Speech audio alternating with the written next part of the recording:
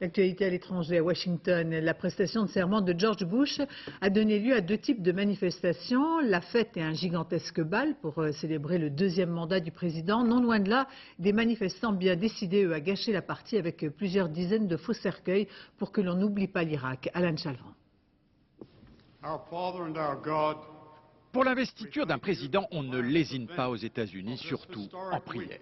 Ce matin encore, cérémonie religieuse œcuménique à la cathédrale.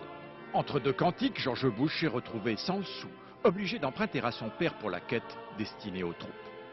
Le président a des excuses, réputé lève-tôt, couche-tôt, il avait dû veiller bien tard, obligé qu'il était d'assister aux 10 bals républicains organisés en son honneur. Il pouvait difficilement se défiler, les convives ayant payé jusqu'à 2500 $ pour le voir. On a pu apprécier aussi le professionnalisme des services de sécurité durant la parade d'hier, faisant avancer la limousine présidentielle au pas lorsque le public était amical et accélérant brutalement dès que l'atmosphère changeait.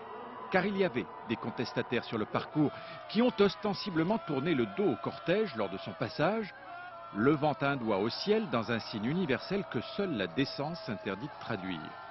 Certains allant même jusqu'à brûler le drapeau américain.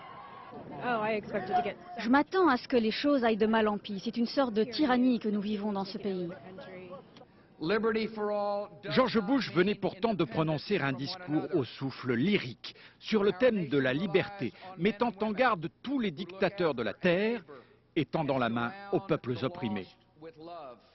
La presse dans son ensemble salue ce discours qualifié d'épique ou d'historique, mais elle relève aussi les contradictions entre les paroles et les actes, les États-Unis s'appuyant tout de même dans leur guerre contre le terrorisme sur quelques despotes qui pourraient se sentir visés.